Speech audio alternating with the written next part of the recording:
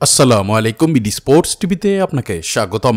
শেষ অনেক বছর ধরেই বাংলাদেশ দলে নিয়মিত মুখ ছিলেন লিটন দাস। তাকে নিয়ে কথা বলতে অতীতকাল ব্যবহার করতে হচ্ছে, কারণ আসছে চ্যাম্পিয়ন্স ট্রফিতে তিনি বাংলাদেশের স্কোয়াডে নেই, তবে দলে না থাকলেও বাংলাদেশের খেলার সময় তিনি বসে থাকবেন না।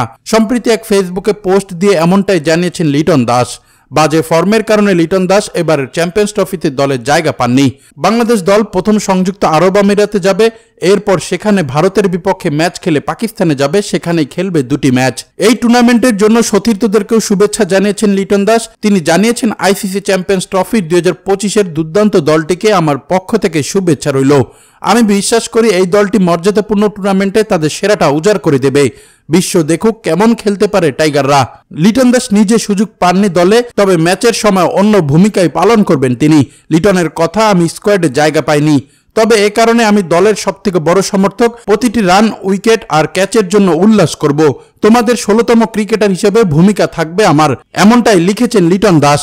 এদিকে বাংলাদেশ দলের প্রধান কোচ ফিল সিমন্স জানিয়েছেন, দলে না থাকলেও লিটন নিজের ব্যাটিং নিয়ে কঠোর পরিশ্রম করে যাচ্ছেন। প্রধান কোচ জানা নির্বাচিত না হওয়ায় সে স্বাভাবিকভাবেই হতাশ হয়েছিল, তবে আমি মনে করি সে ইতিবাচক ভাবেই নিয়েছে। বিপিএল এর সময় আমরা দেখেছি সে নিজের ব্যাটিং নিয়েও কাজ করেছে এবং কিছুটা ফর্মে ফিরেছে।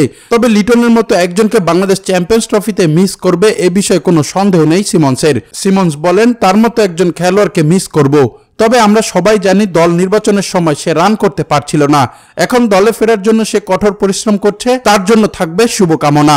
উল্লেখিত বাংলাদেশ তাদের চ্যাম্পিয়ন্স ট্রফির অভিযান শুরু করবে 20 ফেব্রুয়ারি থেকে। দুবাই আন্তর্জাতিক ক্রিকেট স্টেডিয়ামে ভারতের বিপক্ষে ম্যাচ দিয়ে এরপর 24 ফেব্রুয়ারি নিউজিল্যান্ডের বিপক্ষে মাঠে নামবে টাইগাররা। আর সর্বশেষ ম্যাচ খেলতে 27 ফেব্রুয়ারি রাওয়ালপিন্ডিতে স্বাগতিক পাকিস্তানের মুখোমুখি হবে বাংলাদেশ। তার আগে প্রস্তুতি হিসাবে 17 ফেব্রুয়ারি দুবাই আইসিসি ক্রিকেট একাডেমিতে পাকিস্তান সায়েন্সের বিপক্ষে একটি প্রস্তুতি ম্যাচ খেলবে বাংলাদেশ। দর্শক, আপনার কাছে কি মনে হয়, এবার চ্যাম্পিয়ন্স ট্রফিতে কি বাংলাদেশ ভালো করতে পারবে? জানাতে পারেন আমাদের কমেন্ট বক্সে। এছাড়া প্রতিনিয়ত খেলাধুলার আপডেট সবার আগে পেতে চ্যানেলটি সাবস্ক্রাইব করে সঙ্গেই থাকুন।